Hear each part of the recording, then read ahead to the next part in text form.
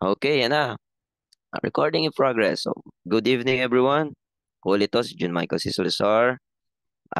Now, ang magiging topic natin for today is yung inyong dispute resolution and crisis incident management. So, magiging mabilis-bilis lang tayo ng konti dito, no? Since madali lang naman ang dispute. Somehow. Siyempre, kailangan pa rin ng application dito kasi last time ata ay ang naitanong ay about sa hostage taking at naging focus din last time is yung sa may OADR. So yung mga nag-take last time and then nandito ulit. Okay. Siguro alam nila yan na lumabas, no? Okay, sige magsimula tayo sa number one. Okay, it refers to a natural disagreement or struggle between people which may be physical or between conflicting ideas. So anong kasagutan nyo dyan? A ba, conflict? B, battle? C, dispute? Or D, altercation? What is your answer with that ba? Is that dispute? No, that is what? That is actually conflict. Now, saan ba nagmula ang word na conflict na yan, no? Conflict is a term, no? A Latin word, conflingere. Tatandaan nyo yung conflingere na yan, which means what? To come for a battle. Okay? Lagi nyo tatandaan. Conflict, Latin word ay conflingere, which means to come to a battle. Okay, laging tatandaan, nakafocus tayo more on conflict muna ngayon, no? And then later on, pag-uusapan natin yung more on about sa may disaster and incident management. Okay? Focus muna tayo for now, no? Sige, go. Okay, number two. Oh, ito. Think na itanong ito last board, no? This instrument is designed to measure person's behavior in conflict situations. So, A, dispute instrument ba yan? B, Thomas Kilman. C, conflict instrument. Or D, ADR instrument. Okay, so very good. So far, nakakasagot sila, no?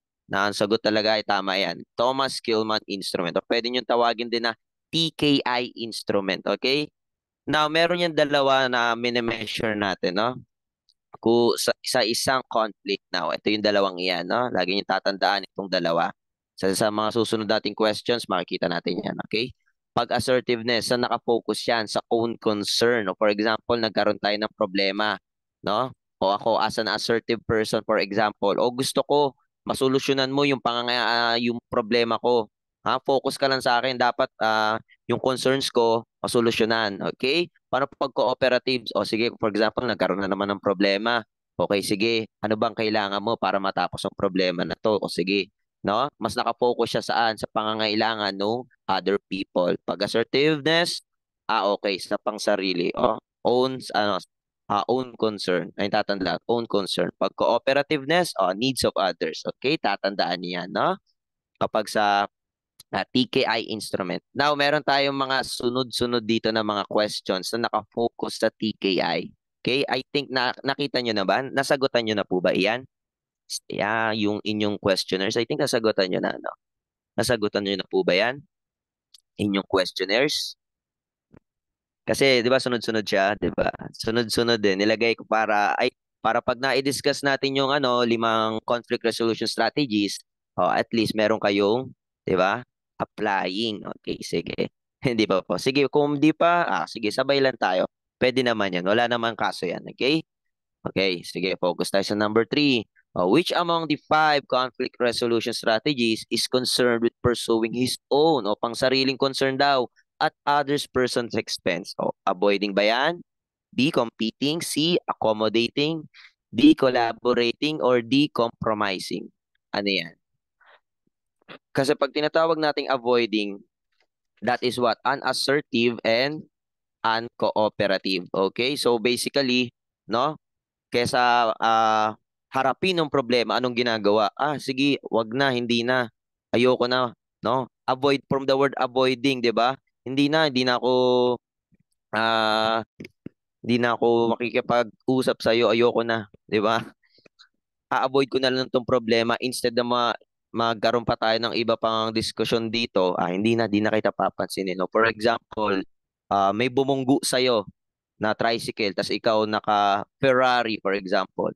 Eh sa sobrang yaman mo you didn't bother na. Ah, sige, hindi na, avoiding na, wala namang mangyayari eh. So yung conflict resolution strategy sa avoiding, ayun yung pwedeng maging example natin diyan, okay? Now, paano naman pag competing? Pag competing, tatandaan nyo, that is what? Assertive siya, and cooperative. Okay? Cooperative siya. Uncooperative. Okay? Now, ito ang sagot natin sa number 3. Bakit? Tignan niyo yung tanong, which among the 5 conflict resolution strategies, no, is concerned with pursuing his own, yung pang sariling concern niya, okay? That is what? Sa competing iyan. Okay, lagi niyong tatandaan when it comes to our 5 resolution strategies. Okay? Paano pag-accommodating? Paano pag-accommodating? That is what? Unassertive yan, no? And ano yan? Cooperative yan, no? From the word accommodating, ina-accommodate mo. For example, nagkaroon tayong problema. Okay, sige, nagkabungguan. O, ngayon may na-damage ka.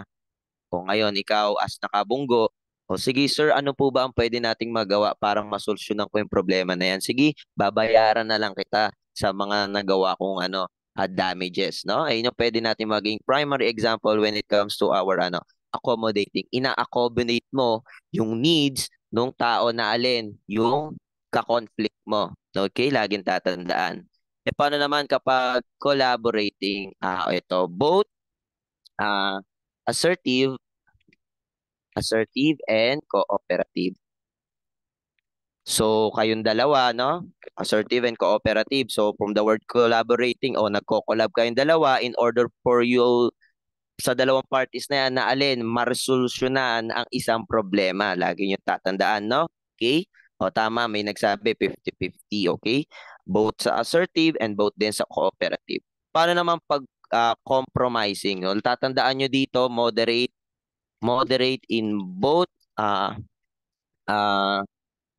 assertiveness and cooperativeness. So, hindi gaano katulad ng collaborating, no? From the words of compromising, kompormiso lang, walang panalo dito, no? For example, na yun, nagkabungguan. Okay? Eh, kesa magkaroon tayo ng ano, ng mas malaki pang problema. O sige, kahit hindi ko na mabigay yung proper na dapat bayaran ko, kahit ito na lang dala ko, pwede ba? 'Di ba? Walang panalo diyan. Kompormiso lang 'yan, 'di ba? Sabi, gitnaan nga lang 'yan, 'di ba? Walang panalo diyan. Compromise ang isang conflict diyan, okay? Yung tatandaan. Okay? Tatandaan palagi ang limang iyan: avoiding, competing, accommodating, collaborating, and then compromising. Now, sa mga susunod na questions natin, ayan na may mga tatanong natin, okay? Okay, ito. Ito, may situation ako binigay. Ikaw daw and yung isang coworker disagree on the best strategy for an upcoming project. Now, you decide to work together to understand each other viewpoints and develop a new approach that incorporates elements from your both ideas. Okay. Now, tignan natin yung question. Okay? Ibaba muna natin para kita lahat. What conflict resolution strategy are you using when you work together? Mag-work daw kayo together, no? Work together. Okay, to develop a new approach that addresses your both concerns. Okay, ano 'yan? 'Di ba kanina na-discuss natin? Ano 'yan? Okay, very good. So that is collaborating. That is both assertive and then cooperative, 'di ba? Okay, that is very good sa inyo, no? Mabilis ma-pick up, no? Mabatang chops 'to eh. Bebebihin lang ang board exam ng mga batang chaps. Palong-palo yan eh. Umaga nagre-review, tapos gabi meron na naman. Tapos magugulat kayo, linggo may pasok. Ay, meron ba? Meron ba kayo pasok linggo? I think meron. Ewan ko, no? Abangan nyo na lang kung sakali, no? Wala pa. Hintayin nyo lang. Magugulat kayo, ha? Kala ko ba, sir, pahinga? No. Kaya nga, pinakamalaking magandang scam. Okay, sige, pagpatuloy tayo. Okay, sige, number 5. Focus pa rin tayo sa may conflict resolution strategies, okay? Ito, if you choose to postpone discussing the project, yun. pinili mo na i-postpone na lang yung pakikipagdiskusyon, no? Oh, until a more convenient time, ayun, to avoid confrontation. Oh, nandyan na pala yung word. Which conflict resolution strategy would that be? No, ayan, pinospone mo yung discussion dapat ninyo, no? Eh, anong ginawa mo? No? Di ka nakapag-meet. O ano pwedeng masagot natin dyan? That is what? Letter D, avoiding. Oh, very good, no? Oh, maganda kapag talaga na i-lay down muna yung topic and then may katanungan. So, very good, okay? Okay, number 6. Oh, ito. When you prioritize your own solution, own solution to the project and insist on it despite of your coworkers' objection. So, wala kang pake. Gusto mo sa iyo, prioritize your own. Gusto niya sa sarili niya, 'di ba? Ano 'yan? Assertive 'yan, 'di ba? Ngayon, which conflict resolution strategy are you employing? Anong ginagawa, anong ginagamit ng conflict resolution strategy diyan? Okay. 'Di ba kanina? 'Yan. Competing. Okay, very good, 'di ba? Pag competing, that is assertive and then uncooperative 'yan, okay? Pag nirelate mo ulit yun sa katanungan, tignan mo, ayun, pinaprioritize niya yung pang sarili niyang solusyon. Ay ayaw niya doon sa may mga opinion, no, nung coworker niya. Mas focus siya sa sarili niyang concerns, okay? Okay? Okay, para tuloy tayo. Ito na. Okay. A voluntary dispute resolution, no, in which one or more arbitrators, ayan na pala nandun na arbitrators, appointed in accordance with the agreement of the parties or rules promulgated pursuant to RA 9285, no? Resolve a dispute by rendering an award. Okay, ano yan? So, pambaby yan. Nandito na di ba? Arbitrator. So, basically, kapag ganyan, no? Paano pag ganyan lumabas pala, sir, sa board exam? Huwag ka na magduda. Pagganahin mo na yung common sense mo. Kasi actually, sa board exam, may mga may mga questions doon na sobrang common sense. Like this. Ito nung board exam ko, which is not a part of bio uh, psychosocial. Ano daw ang hindi part ng psychosocial? Wait lang ibayin natin. Mali ata spell ko. Ayan. Ano raw ang hindi part ng biopsychosocial? Ang choices niya, biological, uh, psycho, psychological, ano pa. Ganyan-ganyan yung lumabas eh. Tapos yung di nakalimutan ko na hindi siya connected talaga eh. Ngayon, di ba, tignan mo, which is not a part of biopsychosocial. So basically, yung hindi kasama nung tatlong yan, hindi ba, common sense. Kaya sabi ko sa inyo, minsan kasi may katanungan sa board talaga na gagamitan mo lang ng common sense yan, no? Okay, ngayon, ang sagot natin dyan is what? Arbitration. So alam na alam nyo na yan, di ba? Paano kapag ah, ay, wait lang. Pag-usapan pala natin concept paano yan, di ba? Kapag arbitration, di ba, si arbitrator ang nagbibigay ng alin ng desisyon sa isang conflict, okay? Ano yung binibigay niya? Ito, yung award, okay? Ayan yung decision ni arbitrator. Okay? Okay, kapag mediation, okay, 'di ba si mediator, pumapagay na lamang siya, no? Tatandaan niyo sa mediation, pumapagitna lamang siya, no? Siya lang yung nagpapacilitate para magkausap yung dalawang party ng maayos. Pag conciliation, ito, no? Pag conciliation, tatandaan mo, ito naman, nagpropose siya ng solutions between the two party para magkaroon sila ng alin, ng kaayusan, okay? Pag mediation, nagpa-facilitate lamang ng ah, discussion between the two parties. Arbitration, ito naman, nagkakaroon dito ng decision sino? Si arbitrator. At ano yung binibigay niya? Yung award. Okay? Pag conciliation, nagbibigay siya or nagpo-propose siya ng solution between the two parties. Okay? Para maayos ang kanilang conflict. Lagi niyang tatandaan yan. Okay. Ito. Ay, madali eh. The person appointed to render an award. O sino daw nagre-render ng award? Alone or with others in a dispute that is subject of an arbitration agreement. Ano tatandaan natin? Huwag yung iiwan kahit saan. kahit kailan ang inyong common sense. So, alam ko nang alam niyo yan that pambabing yan, no? At syempre, in order for us to master talaga yung kahit yung mga basic na ganyan, kailangan masterin natin yan. That is what? Arbitrator. Siya yung nagbibigay ng award. Mediator, ano yung ginagawa ni mediator? Ano lang yan, pumapagitna lamang siya. Conciliator, siya yung nagbibigay ng nagpo-propose ng solution between the two parties. Okay? Tatandaan niyo palagi. Paano pag number 9? A voluntary process in which a mediator, ito na rin eh, 'di ba? Selected by disputing parties, facilitates, no? Facilitates communication and negotiation and assist, tinutulungan lamang yung dalawang party in reaching a voluntary agreement regarding a dispute. Okay, 'di ba? Nasabi ko kanina, pag mediation, nagpa-facilitate lamang si mediator, no, para magkausap ng maayos yung dalawang parties. So, basically kapag sinagot natin tong 9, okay, no? Letter A lang yan, mediation, no? Huwag niyo pinapahirapan ang sarili ninyo, no? Okay, very good tayo dyan. Ito, kung natatandaan pa. Wait lang. Choppy po ba ako or maayos naman?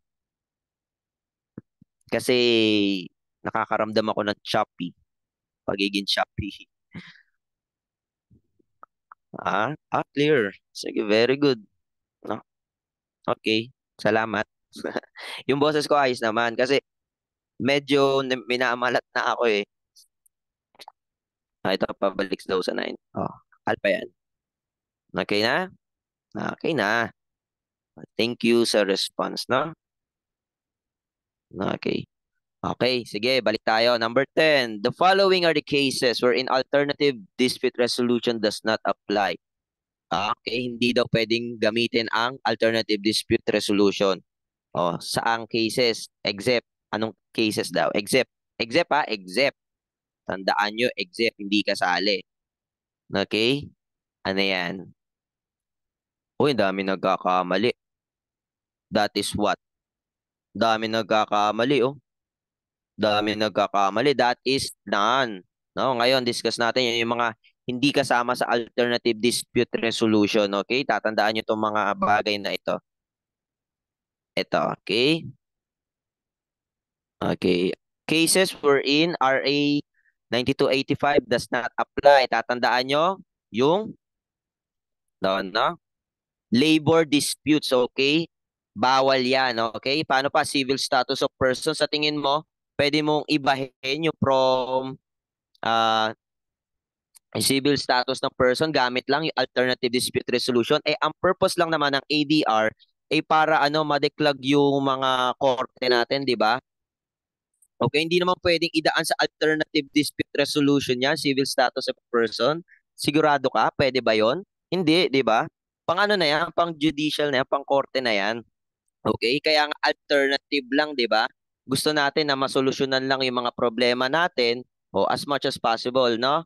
Kasi kung yung mga simple na problema ay lahat, idadaan natin yan lahat sa korte, ano sa tingin nyo mangyayari, di ba?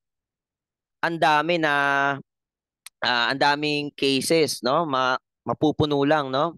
Kailangan ma-declag natin yan. Kaya meron tayong alternative dispute resolution. Pero pagdating dito, hindi natin pwedeng galawin yan. Di ba nga kasi, alternative lamang ito. Okay, lagi yung tatandaan. Ano pa, validity of marriage o hindi rin pa pwede yan. Ano rin, any grounds for legal separation. Hindi pwedeng ipang alternative dispute yan. Okay? Jurisdiction of courts, common sense, and future legitime. Ito yung yung mga papamana-pamana na yan. Okay? Hindi din pwedeng alternative yan. Okay? Ano pa, criminal liability. Okay? Bawal din. And those which by the law cannot be compromised.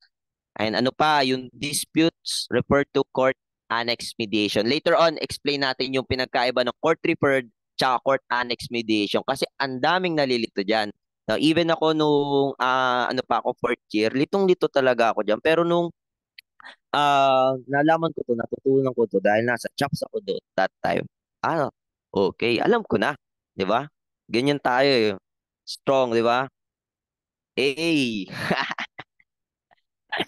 'di ba? Kaya tayo pag chops ka, 'di ba? Hindi lang utak ang pinapalakas, 'di ba? Pati resistensya mo, 'di ba? Malakas tayo dyan eh. Okay? Okay, lagi niyong tatandaan to, no? Don't worry, ibibigay ko tong copy. Lagi naman ibibigay ito, no? Kaya mag-alala, no? Don't worry, no? I got you, no? Sir Brian and Sir Anton got you, no? Yung mga staff ng ano ngayon, Chops, they got you, di ba? Okay, lagi niyong tatandaan. Naalagang FCAT. Sino to? Galing ako FCAT eh, sa Bulacan, sa Fernandez College of Arts and Technology. So currently, I'm working there, no? And then bukas, I think magkikita-kita tayo sa Bulacan branch ng Chaps. So tuturo ako doon bukas, face to face, no? Oy, pagkakalamig talaga doon sa Chaps, dito sa FCAT. Napakalamig talaga. Pagkakalamig, magiging hotdog ka talaga doon eh. No, yung mga nagre-review currently doon, magiging hotdog talaga eh. Sobrang lamig doon eh. 'Di ba? Okay, sige. Let's proceed. Okay? Ito. What is the office? Ay, wait lang. Medyo late na natin yan para kita hanggang D. What is the office for alternative dispute resolution? Okay ba yan? An agency attached to the Department of Justice. It shall have a secretariat shall be headed by an executive director or institutions or persons accredited as mediator, conciliator, arbitrator, neutral evaluator, or any person. So, sobrang ano yan? Sobrang broad ng meaning na yan. See, mediation process conducted under the auspices of the court. That is actually, ano yan? Court annex mediation yan eh. No? Court annex mediation yan. Okay? Paano kapag letter D, ano yan? Mediation ordered by court to be conducted in accordance with the agreement of the parties when an action is prematurely commenced in violation of such agreement. Hindi. Ano yan? Court referred mediation yan, okay? Referred mediation yan. Okay? Mali yan. So, anong kasagutan natin dito? This is letter A yan, okay? Lagi niyo tatandaan, no? Ang Office of the Alternative Dispute Resolution ay attached agency sa DOJ, okay? And kailangan meron niyang secretariat at headed ng alin? Executive Director. So, lagi niyong tatandaan, okay? Ngayon, tatandaan nyo. Ngayon, sino nag-a-appoint, no? Sino pala ang nag-a-appoint sa ating, secretariat at executive director? Sino nag-a-appoint? Sino nag-a-appoint? So, very good. Si President upon the recommendation of whom? Upon the recommendation of Secretary of Justice. Lagi niyong tatandaan na appointed ni President and upon recommendation ni Secretary of Justice. Okay, laging tatandaan na. Lalagyan ko na ng ganyan para makita niya, no? Ayan, Secretary of Justice. Okay, laging tatandaan. Okay, ito. Kasi naitanong last time daw ang council. Ang pinapredict ko ay baka lumabas itong Staff and Services Divisions ng OADR. So, ngayon, tignan natin. Okay? Number 12. The following are the Staff and Service Divisions of OADR except. So, I think nung fourth year kayo, naaral ninyo yan. Ano iyan? Except except. Except ang tinatanong, no? Yun, no? Mukhang alam na alam talaga. So, very good. That is what? Except natin dyan ang purchasing division. Hindi yan kasama. No? Hindi yan kasama. Tanggalin natin yan. Okay? Hindi yan din ang sagot. Okay? Ayan ang hindi kasama. Ano ba yung role ni secretariat? Okay? Ang role namang niyan, it provides necessary support lamang no sa functions ng ating OADR. Okay, kung ano man iutos ng executive director, sige, secretariat sunod ka lang. Okay? Paano naman kapag si Public Information and Promotion Division, okay? Siya lamang ay nakafocus saan? Sa dissemination lamang na information about sa kahalagahan ng alternative dispute resolution. Okay?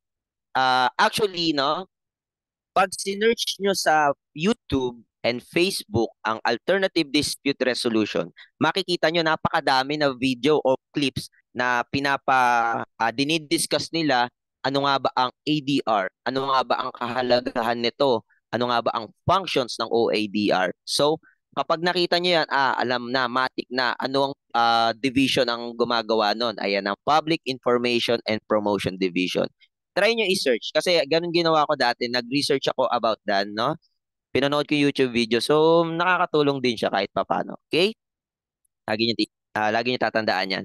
Now, ano naman yung sa may training division? Okay? Madali lang. 'Di ba? Sila lang namang ano yun. Pag training division yung nagpo-provide ng so, basically training, 'di ba? Training para kanino? Yung mga practitioners ng alternative dispute resolutions para maging certified na sila na alin na talaga mediator, arbitrator at conciliator, okay? Sa OADR meron training divisions, okay? Tinetrain nila yung mga magpa-practice ng profession na yan kasi yung arbitration and mediation is actually a profession din. Okay, tatandaan niyo yan. Okay? Now, ano pa yung isa pang division ng ating Staff and Services Division sa ating OADR? Ang tatandaan natin ito. Ay, yeah, bakit siya na ganyan? Kalaban na siya. Ayan, kakampi ka na ulit. Yon, di ba? Okay. Basically, ito lamang yung mga nagtatago ng mga important files in relation to what, Alin? In relation to our alternative dispute resolution. Okay? Lagi yung tatandaan. Okay? Lagyan natin ng mga highlights ito. Ay, hindi, wag na. Basta ang sagot natin sa 12, no, yung purchasing division, hindi po siya kasama, no? Ang kasama lang itong secretariat, public information and promotion division, training division at ating records and library division. Lagi niyo pong tatandaan yan, okay? Para di tayo maliligaw. Okay, ito. Ito na, itanong daw ito sa board exam, nito lang, yung advisory council. Merong mga CHOPS reviewees noon na nagsabi na itanong daw po ito noong board exam, ang advisory council sa ating Office of the Alternative Dispute Resolution. So, ito na. This particular, nasagot ko na eh. Okay, sige, ulitin na muna natin. This particular Council advises the executive director on policy, international, and other relevant matters. Okay. Anong sagot natin dyan? No? This is what? Okay. This is Alpha Advisory Council. Okay? Laging tatandaan ng Advisory Council. Ngayon, ano ba yung composition ng ating Advisory Council? No? Lagi niyo tatandaan ito. Okay? Ito ang composition ng ating Advisory Council. Okay? Pipili lamang na alin. Each representative sa mga ito. Okay? Sa ilan? Yung nagpa-practice ng mediation profession, nagpa-practice ng alin? Arbitration profession o alternative dispute resolution organization. No? Isa lang, no? Representative from each, no? And then sa IBP o yung Integrated Bar of the Philippines. Okay? At isa na manggagaling mula sa academe. So, yung members ng council na yan, no? Appointed nino, lagi niyo tatandaan, appointed siya nino ni Secretary of Justice upon the recommendation nino nung Executive Director, no? And then yung sa ano na yan, sa 1, 2, 3, 4, 5, sa 5 na yan, no? Pipili sila sa kanila, pili sila o sino ba magiging chairman sa atin, okay? So bahala sila kung sino pipili ng chairman, no? Lagi niyo tatandaan, okay? O ngayon, ano ba tong ano? Pag di lumabas, di ganito ka na lang, no? Meow, meow, meow, meow. Meow, meow, meow, meow, meow. Ewan ko lang, up until now na LSS ako dun eh. Nagsimula to, nung simula na umuso yan sa Facebook. Baka habang nagsasabit ka sa board exam, marinig mo yung pusang yan eh. Actually, ano yan eh, yung mga pusa na yan ay lucky charm yan, no? Feeling ko nga eh, nagpasa sa akin sa board eh. Kasi, nung lumabas ako ng board exam eh, mga pusa agad nakita ko eh. Malay nyo, di ba? Pag may nakita kayong pusa sa after ng board ninyo, no? Kausapin nyo. Sabi mo, may pasama ako, no? Okay? Malay mo naman, no? Di natin masasabi. Talagang, sino daw kamukha eh? Wala, wala. Bahala ka na dyan, Anton. Maano tayo eh, madidisgrasya ako eh. pagkakalamig. Okay, sige. Sige, naalala ko na naman. Basta ano, basta pusa yun, nakakatuwa. Talagang ano, buwisit. Okay, basta ano, no, lahat nung chance para lang makapasa that time or yung mga bagay na pagkukuhanan mo ng luck, talagang kinuhanan ko na, no? Okay na? Sige. Kanina pag-uwi ko kanina, pagkakalamig, 'di ba? Naninira daw nung upuan. Ano, naninira talaga ng upuan yung pusa, no? Kinakalmot yung ano, upuan ng motor. Okay, sige. Balik na tayo sa ating discussion. Nasa sidetrack na naman tayo eh. Okay. Okay. Ito.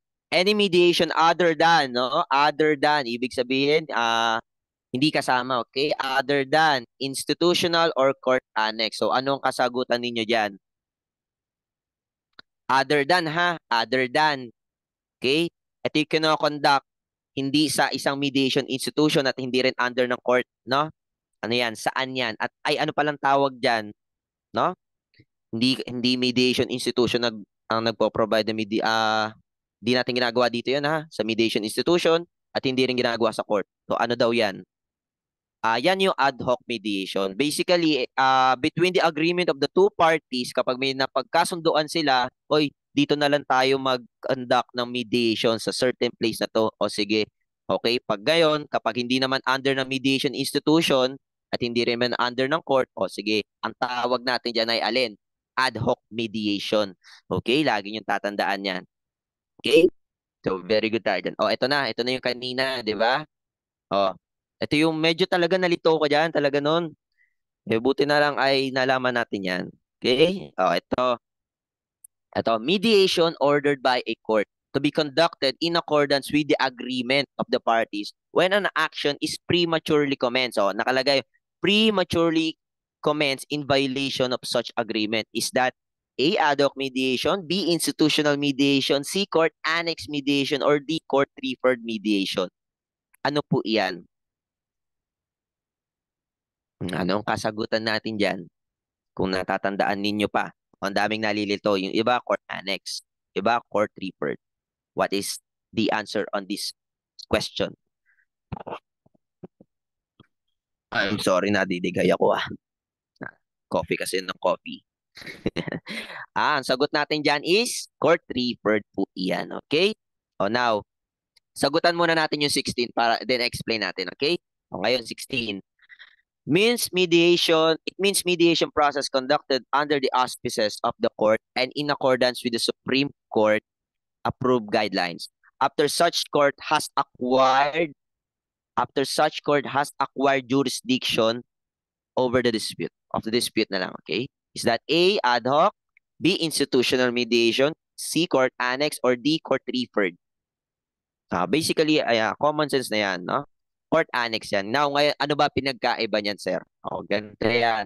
No? Una muna tayo sa court referred. For example, nagkaroon ng isang dispute yung dalawang parties. And then meron silang settlement. May agreement silang dalawa na alin, may nakalagay na clause na kung sakaling magkaroon ulit tayo ng problema, no? Idaan muna natin ito sa mediation before tayo magkasuhan. Okay? Paano, ano nangyari? Ano ginawa ng isang party? Nag-file agad siya ng kaso. Tapos, ang nangyari, nakita ni court, okay, may nakalagay dito sa ano nyo sa kasunduan nyo na alin, idadaan muna natin sa mediation bago tayo magpa-filean, no? Kung sakali lang na hindi tayo magkaayos sa mediation, tsaka lang tayo magkakaroon ng proper filing. Naiintindihan? Okay tayo dyan? Sa court referred, di ba? Nakalagay nga, prematurely commenced in violation of such agreement. Yung isang party, nag-file agad ng kaso, no? Hindi pa nga mayroon tayong kasunduan na alin, idaan muna natin yan sa mediation bago tayo magkaroon ng proper filing. Tignan muna natin, baka magkaayos pa tayo dito kapag nag-mediation muna tayo. Okay ba tayo dyan? Naintindihan kapag court referred? Okay tayo dyan? Kasi medyo nakakalito talaga yan. Okay tayo sa court referred? Mediation? Tatandaan nyo, prematurely commenced. Okay? Very good. Paulit daw. Okay, 'di ba? Sabi ko kanina, no? For example, ganito. Nagkaroon ng conflict yung dalawa. Okay? Dalawang parties. Tapos nagkaroon na ng agreement. O ngayon, nagka-problema tong isa. Ang ginawa nung isang to, okay, nag-file agad siya ng kaso sa korte. Okay, pero sa kasunduan pala nagawa ng dalawa na yan, may clause do, may nakasulat na alin, idaan muna saan sa mediation yung problema na yon, okay? Bago tayo magkaroon ng proper filing, okay? Daan muna natin sa mediation kasi anong pwedeng mangyari? Baka pwede pa tayo magkaayos. Pag-usapan muna natin through mediation bago tayo mag-resort to proper filing. Bakit? Eh baka dito sa mediation na to, maayos pa natin. Huwag na tayo kasuhan, di ba? Okay? Ayan nga, tama, may pre-existing agreement pa tayo. Okay? Mediation muna bago tayo mag-resort sa ganyang bagay. Okay? Magkasuhan. Okay? O, paano naman kapag court annex? Ito na. Meron under the jurisdiction na ng court, no? Meron na jurisdiction, nakuha na. Tapos ngayon, nakita nung ng court, ay, mukhang pwede naman tong idaan mo na sa mediation O sige, mag-mediation kayo under the court. Okay? Tatandaan niyo yan. Okay? Now, ano yung purpose nung court annex mediation? Yung kanina nga sabi ko, para ma-declag natin yung alin, yung korte, yung mga kasong nakabimbin doon. Okay? Siyempre, titignan muna yan. Okay, mukhang pwede naman to idaan na lang sa mediation sige. Ah, da- mag-mediation na lang tayo dito, no? Kaysa magkaroon tayo ng proper na alin na hearing pa, no? Naintindihan? Okay tayo dyan? Sa court annex mediation, nagkaroon ng meron ng jurisdiction over the dispute. Okay? Tatandaan nyo, ang purpose ay para ma-declug, no? Yung mga kaso na nakabimbin dun sa korte, no? Para para mas mabilis ang disposition ng ating ng mga disputes, no? Lagi nyo tatandaan. Okay? Ito na. Sa 17. Technically, the process of arbitration concludes with a decision called ano raw yung decision sa arbitration? Ano raw ang desisyon sa arbitration? Ito na, sabi ko na kanina, that is what? No, very basic na sa inyo, alam na alam nyo na yan. That is an award, okay? Ito yung binibigay ni arbitrator, no? Lagi yung tatandaan, this is what? Award, okay? Ito. Ito. 18. Okay? It is an impartial person that assists the parties by driving their negotiations and directing them towards a satisfactory agreement. Ano yan? Ina-assist niya yung parties na driving their negotiations and dinadirect, no? Dinadirect, no? Ano yan? Is that mediator ba yan? Conciliator? Arbitrator or traitor? No? Dinadirect, no? Sino ba sa tingin mo yung nagdadirect diyan? Kasi kapag mediator, ano yan, no? Pag mediator, pumapagitna lamang siya, no? Nagpa-facilitate lamang sa dalawang parties. Pag conciliator, ayun, binibigyan kita ng solusyon, magpo-propose ako ng solution sa iyo, sa inyo para magkaroon kayo ng agreement, magkabati kayo dalawa. Pag arbitrator, siya naman, 'di ba? Ako magde-decide sa dispute yung dalawa, 'di ba? Magbibigay din ako ng award, no? Para maging binding ang agreement natin. Okay? Ano sa tingin niyo diyan? Yung ina-assist yung dalawang parties, ha? Sa pag-negotiate, ang dinadirect, sa tingin niyo, sino yung nagdadirect? Diba? Sino nagdadirect diyan sa tatlong yan? Kasi traitor, di naman kasama yan eh. That is letter B. Diba? Kasi nga, dinadirect natin. Diba kapag conciliator, nagpo-propose tayo ng solution. May nagsagot, binangkal daw, binangkal. Ano ba yung binangkal na yan? Nagtataka ko, ano ba? Lagi kong nakikita yun sa Facebook. Di kasi ako updated ngayon sa social media. Ano ba yung binangkal? Ano ba yung binangkal na yan? No? Ano ba yung binangkal na yan? Pagkain? Sir, sure ba? Lagi kong nakikita sa Facebook kasi hindi na ako masyado makapag-Facebook ngayon. At ang dami kong ginagawa. Nakikita ko na lang siya minsan sa comment. Binangkal recipe, tapos meron pang steps, tapos di ko ma di ko magets No, akala ko ng trip yung pala tunay na pagkain. Adobong aso. Yung ko sa mga. Kaya may naglagay na ng ano, recipe. Tay tayo diyan. Sige, let's proceed na. Tatandaan nyo na yung concept ng tatlong yan. Okay? Paki-explain daw ulit. Pag mediator, ano yung, sige, explain ulit natin. Pag mediator, 'di ba? Pag si mediator, pumapagitna lamang siya, no? Hinahayaan niya, tinutulungan niya yung dalawang parties na magkaroon ng agreement, no? Para magkabati sila. Tutulungan lang niya, no? Papagitna lang. Pero yung dalawa na yon ang mag-uusap about sa problem nila.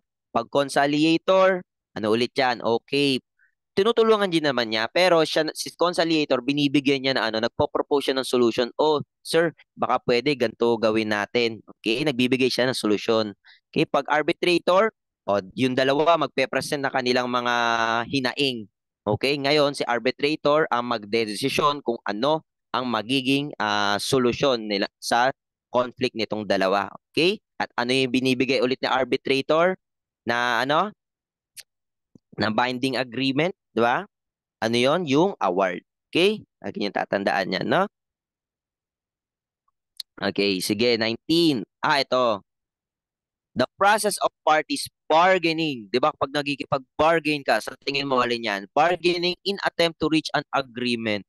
Is that cooperation, compromise, arbitration, or negotiation? Paano yan, no? Di ba? Pag nakikipag-bargain ka, ano yung sa tingin mo ginagawa mo? Kapag nakikipag-bargain, i-connect mo yan sa alin? That is what? Negotiation po yan, no?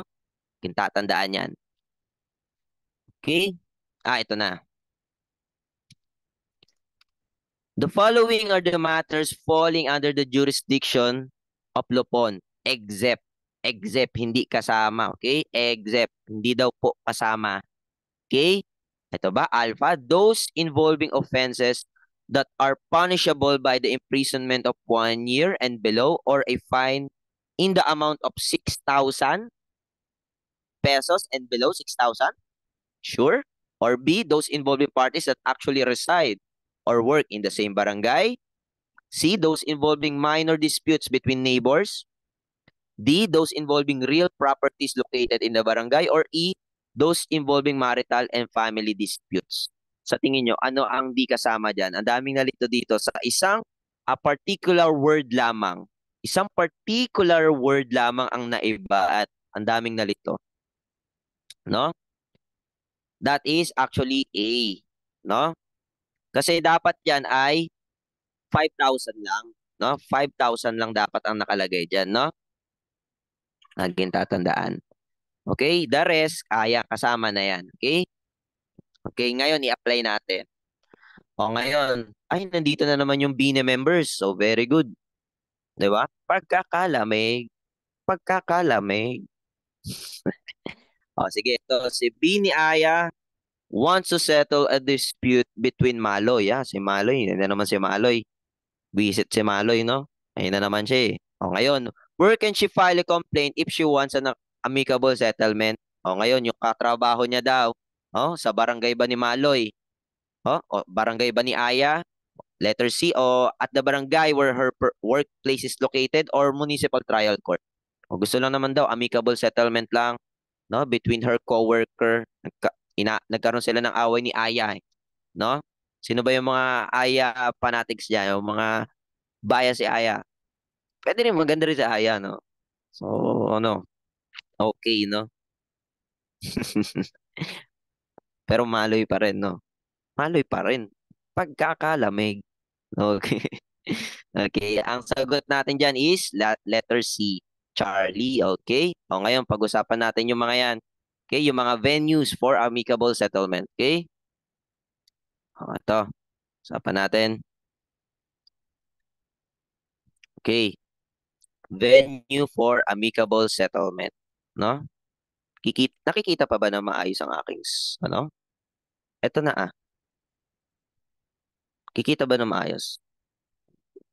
Okay, okay. Very good, very good. Okay. Uh, this venues, kung saan gaganapin, no, ang ating pagdinig sa dalawang parties pag barangay level. Ganito. Okay, nakalagay dito, disputes between persons actually residing in the same barangay. O for example, ako, nagkaroon akong problema with my kapitbahay. O since magka-same lang naman kami ng barangay, o the same kami ng barangay na pupuntahan, okay? O pupuntahan ko, okay? Para magpaano ako doon, mag magpapasa ako ng reklamo, okay? Para masamon ko siya, okay?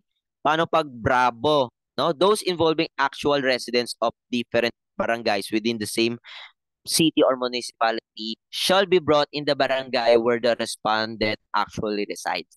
O for example, ako, okay, may gusto ako ipabarangay. Nandito ako ngayon sa barangay ng Tambubong, for example. My barangay is Tambubong. O ngayon, meron akong gustong ipabarangay kasi nabubuwis na talaga ako. May kung ano-ano ginawa niya sa akin. O ngayon, dahil gusto ko siya pabarangay, eh hindi naman talaga sa amin yun. Taga Kaingin siya, for example, Kaingin. Yung Kaingin, ibang barangay na. Ako, Tambubong. Yung gusto ko ipabarangay, taga Kaingin. So, since nasa Kaingin siya, kung doon yung siya nakatira, o doon yung barangay, okay, doon ako magpapasa ng reklamo kay Lupon Chairman doon, okay? Kasi doon siya nakatira doon sa barangay sa Kaingin, di ba? Okay? Tatandaan, pag magkaiba ng ng barangay, kung saan nakatira yung gusto mong ireklamo, o doon din sa barangay niya. Okay? Lagi niyo tatandaan. Paano pag letter C? Okay? All disputes involving real property or any interest shall be brought in the barangay where the real property or larger portion is situated. For example, minor dispute lang when it comes to our property lang. For example, yung puno niya nakakaperwisyo na sa amin. For example, yung puno, for example. Gusto ko ipaputol. O ngayon, dahil nabubwisit na ako talaga sa kanya. For example lang, no? O ngayon, ito na yung boundary ng barangay, no? Dalawang barangay. Okay? Ngayon, titignan ngayon doon, ano ba yung mas malaking portion na nakasako doon sa may pinag-uusapan naming ah dispute. O for example, yung puno na yun na malaki naka-situated sa aming lugar. Therefore, edi sa amin na barangay pag-uusapan 'yan. Okay? Tatandaan nyo yung larger portion, okay? Doon tayo palagi sa pinakamalaking portion, okay? So kung dito mas malaking portion ang sakop ng pinag-uusapan nating dispute, dito tayo sa barangay natin. Okay? Tandaan natin. O paano pag D? Ito. Those arising at the work. Ito yung kanina, di ba? Yung si Bini Maloy tsaka si Bini Aya. Okay? Okay? Those arising at the workplace where the contending parties are employed or at the institution where such parties are enrolled for study shall be brought to the barangay where workplace or institution is located. Okay, kanina nga, di ba? For example, sa CHOPS, ito nangyari. For example lang, no? For example, may nagkasuntukan dalawa na magkatrabaho sa CHOPS. For example lang, no? Example lang ito, no? Dito real life situation, example lang. For example, may nagkaaway sa loob ng CHOPS. Ayan na, nag-aaway na. Ayan na, kasuntukan na. Oo. Kung saan naka-located, for example, ang CHOPS na barangay, okay, doon tayo sa may ah, barangay na yon. Okay? Kung saan naka-locate yung mismong CHOPS. For example, kung saan naka-locate na ang workplace, okay, doon tayo sa barangay nila. Okay? For example, dito sa Tambubong, meron ditong office and then may work doon. Okay? Kung may magkakaroon ng gulo, kung gusto nilang magkaroon ng kaayusan, o magkaroon ng amicable settlement, o kung saan nakalocate yung workplace na yan, okay, diyan tayo sa barangay na yan, magkausap para magkaayos tayo. Okay? Lagi niyong tatandaan yung apat na yan. Yung venue for amicable settlement. Ito, madali lang. Pang-baby. Pang-baby. Babyhin lang to ng chaps. Okay? Baby, tigatang bubong ka, sir. Oy, hindi. Ayoko nga i-disclose ang ko. Baka padalan nyo ako ng Shopee dito eh. Sasabihin John Michael Salazar. No? Gulat ako, baka mamaya may padalan nyo ako ng Shopee dito. Wag naman. Wag nyo na alamin address ko. Taga Epcat ka, ano? Okay, sige, ito. Ilan daw ang lupong tagapamayapa? Okay? Ilan? Ilan ang binubuo niyan? Okay, tama ang inyong kasagutan. Sabi ko nga sa inyo, pang-baby ito eh. No? Remembering lang ito eh. Not less than 10 and not more than 20. Okay? Sorry, sorry. Okay, tama iyan. Okay, paano naman ito? The chairperson of lupong tagapamayapa. Okay, ano ang proper na tawag natin diyan? Okay, sa chairperson ng lupong tagapamayapa. Ito ang daming nalito eh. Ang daming nalito. Ang daming nalito dito. Kasi ako rin before nalito. Ano bang pipiliin ko? Barangay chairman ba or punong barangay? Ha, anong pipiliin ko? Kasi nalito talaga ako diyan. Pero syempre, magbe-base tayo sa local government code. Kasi ang tamang nakalagay doon ay alin? Yung punong barangay, okay? Punong barangay po ang tawag, okay? Ayun kasi yung nakalagay sa local government code. So pag nabasa niyo yan, ay o nga no, punong barangay. Okay? Hindi yan yung hindi yan porket ayun yung nauna. Kasi ang mas proper talaga ang punong barangay. Kasi ayun yung nakasulat sa local government code. Okay? Lagi yung tatandaan. Okay? Punong barangay. Ngayon, ito katanungan ko para di kayo makatulog na maayos. Kasi katanungan ko rin to eh. Minsan, alam mo yung may mga curious kang katanungan sa iyong buhay. Tapos, minsan, tataka ka na lang, bakit ba tinanong ko pa yun? Ito katanungan ko para di kayo makatulog. Gusto kong ayokong patulugin kayo para meron kayo isipin. Para pag naalala niyo itong katanungan na to, ay, oo nga, no, sige nga, magbasa ka nga ako about dispute ulit. Ito katanungan ko, ha? Ito katanungan ko. Ha, ito katanungan ko. Ito. Kahit di nyo nasagutin, okay lang kasi ano lang naman to eh. Para lang di lang kayo makatulog na maayos. Ito. Anong klaseng puno ang punong barangay? Ayan. Anong klaseng puno ang punong barangay? Ayan.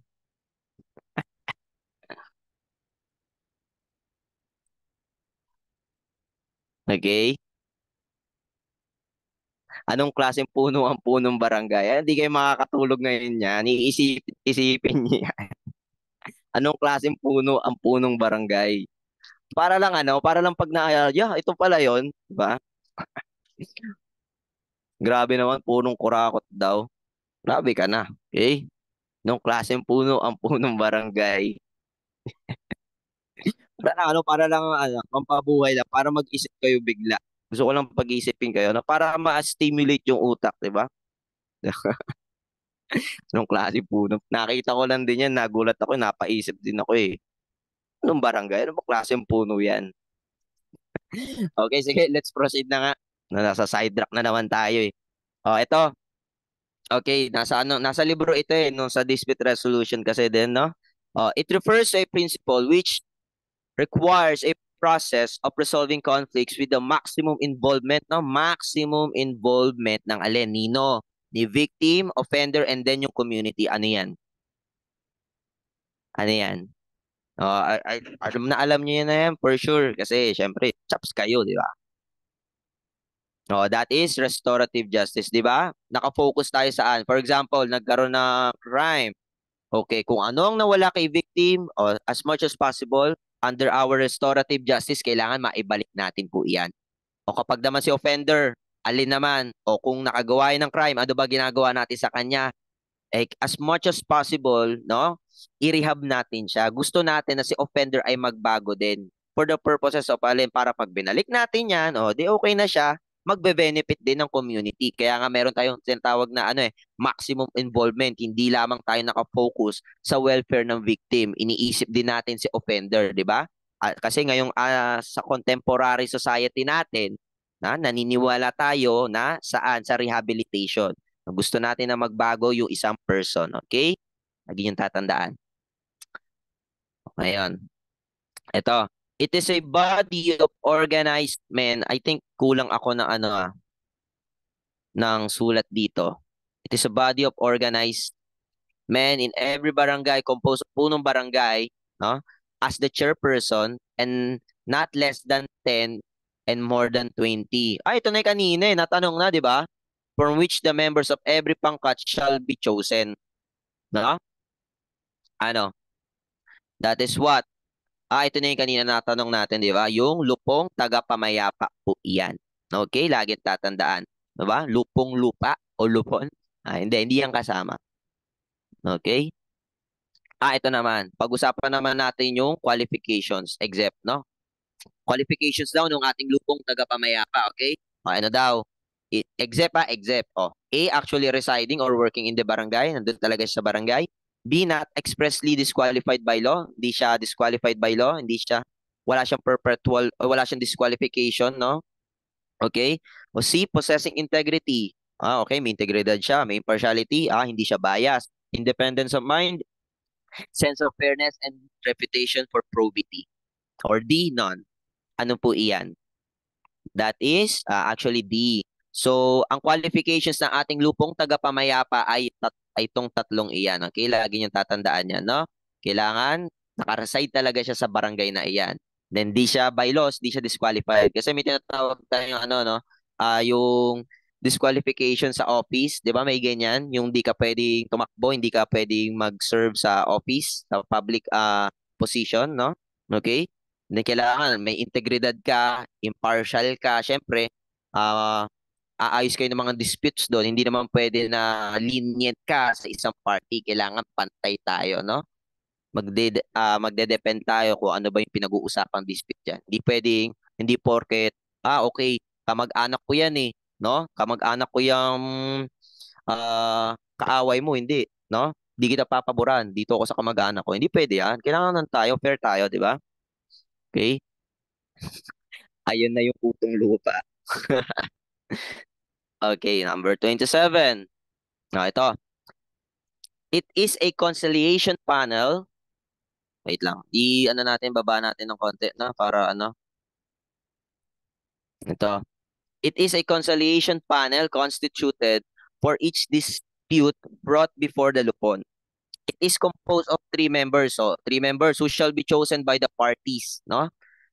To the dispute from the list of members of the Lupon. So from the 10 to 20, not less than 10 to not more than 20 members ng Lupon tagapamayapa o pipili yung dalawang party sa mga yon, kailangan tatlo lang. Okay? Ngayon, ano yung sagot natin diyan?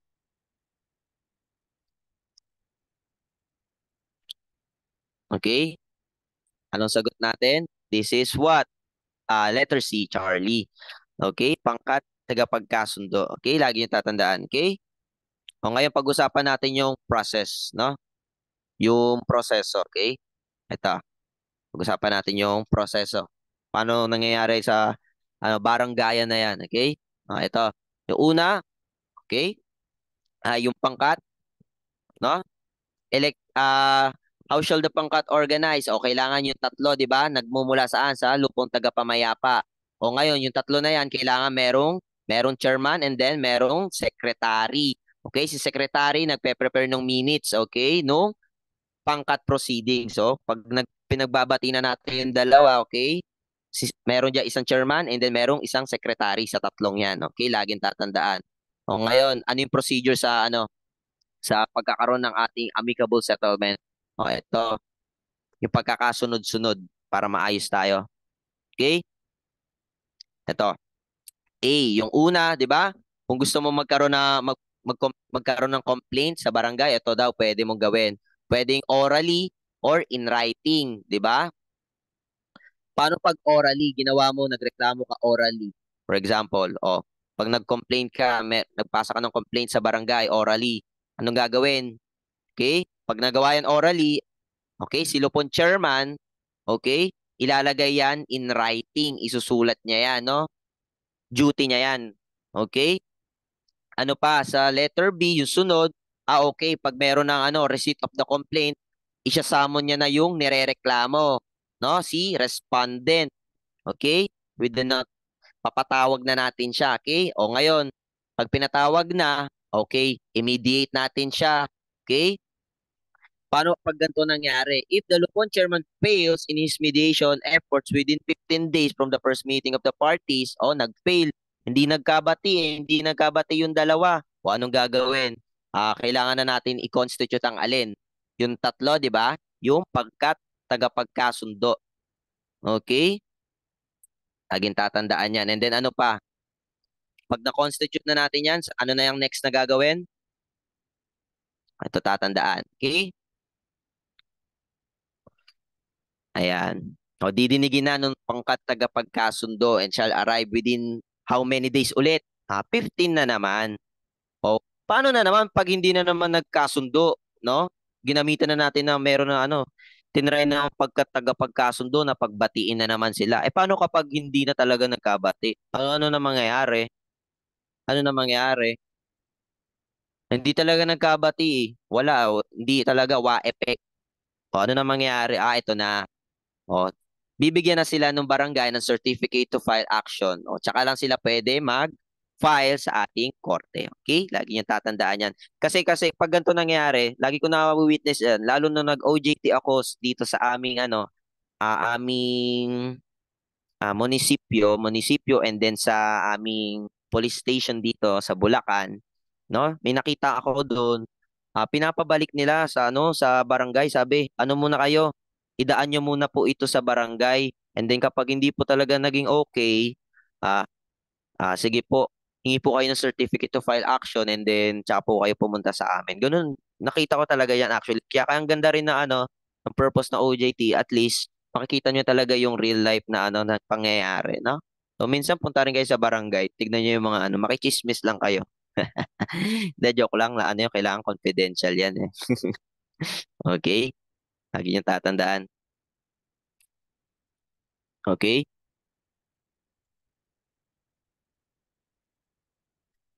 Okay. Tatandaan nyo, take note, the term summon means what?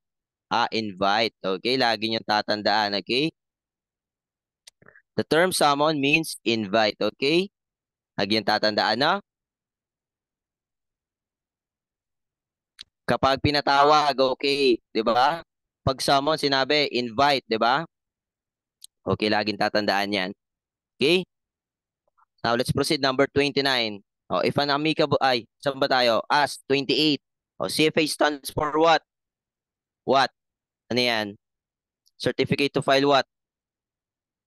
Foreign Affairs? First action ba? O fry anchovy? That is what? Certificate to file action. Ito na yung binibigay natin barangay, no? Once na, ay talaga di nagkabati, no? From pangkat tagapagkasundo, ay si Lupon Chairman, Lupon tagapamayapa, and then tagapagkasundo, wala talaga. Ito na. Certificate to file action na tayo. Ngayon, para mapadali, no? Mas madaling process, ganito na. Ito nalagay natin, okay? Ganito, para mas madali tayo, okay? Oo. Paano pag ganito? Okay, nagpasa na ng complaint si complainant. Okay, mediation before the Lupon chairman. Okay, kapag nagkabate, okay, execution of agreement, meron na tayong amicable settlement. Paano naman pag susunod? Okay, nagpasa ng complaint o nagkaroon ng mediation before the Lupon chairman. O ngayon, nangyari, hindi na naman nagkabati. O ngayon, conciliation through the pangkat. Pangkat tagapagkasundo, tatlo. Okay, kapag napagbati nila yan, okay, settlement is reached. Then magkakaroon na tayo ng alin? Amicable settlement. Ano pa yung last? Okay, paano pa talaga kapag di nagkasundo? O complaint, o mediation before the Lupon chairman, ay di na naman nagkabati. O conciliation sa pangkat, yung tatlo. O nag-fail, wala talagang settlement. O tsaka lang tayo magkakaroon ng alin, no? Ng talagang proper filing, okay? Tsaka lang natin siya re-release ng certificate to file action, okay? Punta tayo 29. Okay. 29. If an amicable settlement is not repudiated, okay, repudiated by any parties within, nalagay na pala. Nakalagay na. Sorry na, di ba? Sorry na. Within, that is 10 days, no? Ano ba yung kapag repudiated? Ano ba pag repudiated? Pag repudiated, sorry na. Pag repudiated, ano yung repudiated, no? Repudiated. Pag repudiated, ano yan? Di ba? Refusal to accept. Okay? Tatandaan nyo, pag repudiated, this is the refusal to accept. No? Hindi niya tinatanggap. Okay? Refusal to accept. Okay? Refusal to accept. Ay ngayon, nakalagay dito, not repudiated. Okay? Kapag nagkaroon ng ano, hindi niya, isang complainant, wala namang naging problema, no? Okay, hindi ni-repudiate ng isang party, okay, magiging effective na, magiging binding na talaga by final judgment ang amicable settlement within ilang days. 10 days na yan, okay? O ngayon, ganito. Lagay natin dyan, no? Tignan nyo, the effect of amicable settlement. If an amicable settlement is not repudiated, okay, not repudiated by any of the parties within 10 days, meron na siyang effect ng final judgment, okay? O ngayon, paano ba natin ma-repudiate or refusal to accept yung alin? Yung refusal to accept yung amicable settlement, no? Paano ba? O kailangan ano, within 10 days, no? Hindi lalagpas ng 10 days, no? O kailangan mag-file na rin to repudiate the settlement, no? Ibig sabihin, hindi mo tinatanggap yung naging desisyon, no? Yung naging settlement, hindi mo tinatanggap, okay? Bakit? Baka sa grounds ng alin? Baka may bias dyan, no? May violence na ginawa, napilitan ka lang, kaya ka nag-resort saan? Sa amicable settlement, no? Tatandaan nyo yung repudiated, no? Itong word na yan, kasi mahalaga yan. Even yung maliit na words na yan, na napakahalaga. Okay? Laging tatandaan. Okay. Sige, let's have a break muna, no? Since 30, since kalahati na ata tayo ngayon, then meron pa tayo another 30, no? I think 60 ito, no? Tapos na tayo sa ating dispute resolution na Q&A. Then mag-proceed na tayo sa crisis incident management, no? Break muna tayo saglit. Pagpahingayin muna natin lalamunan, no? Okay tayo dyan? Ano lang, I think 15 minutes lang. I have to check on something lang, no? Sige.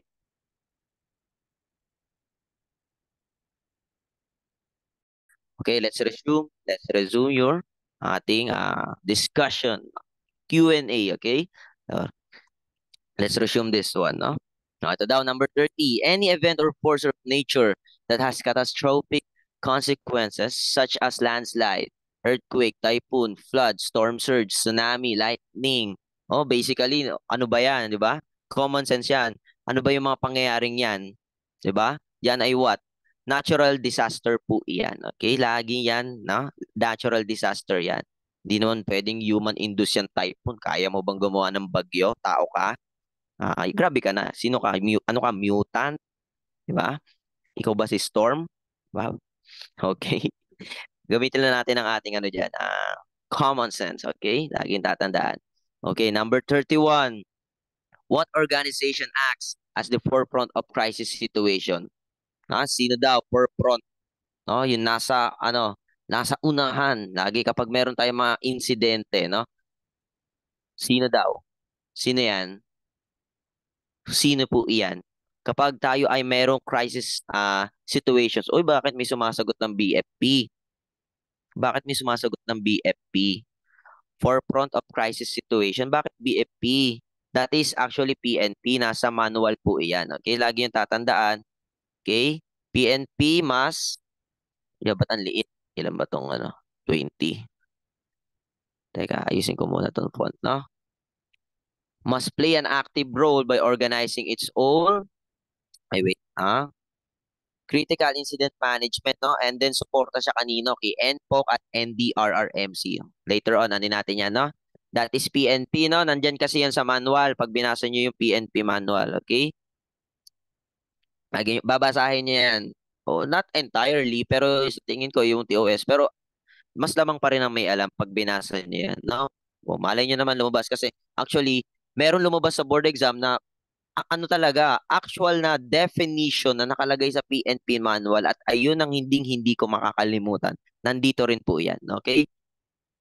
Okay? Yung BMJP, ano yan? Ay, sayang wala akong picture nun eh. Ano yan? Water station yan dito sa Bulacan. Pangalan BMJP. Okay? Pangalan BMJP, nagulat ako. Water station pala siya. Kala ko dati, BJMP. Nakalagay BMJP. Okay? Tatandaan nyo, no? Kaya pag makikita nyo kapag may crisis or disaster, di ba, nakikita nyo yung mga kapulisan natin. No? Naka-wear ng alin yung camouflage na alin, yung pants, and then yung kulay blue na alin, na yung kanilang pang PE ata yun, may nakalagay na police. So, no? So, hindi lang naman law enforcement lang sila, no? Meron din silang public safety operations na kinakandak, no? More particularly, kapag nirelate mo yan sa mga plans, sa master plans, ayun yung master plan sa klolo nila, no? O, at least meron na kayo yung medyo kaalaman, no? When it comes to our, Leia din, okay? Lagi natin i-relate dyan. O ngayon, this council outlines its roles and responsibilities. O, sino daw yung nakafocus sa alin? Sa peace and order. Diyan. Sino naka-ano dyan? Si NPOC ba? NDRRMC? Yung letter C o yung letter D? Sino? Sino naka-focus sa peace and order dyan? Yung council. Tinatanong council, ha? Sagot natin dyan ay letter A, no? C, national,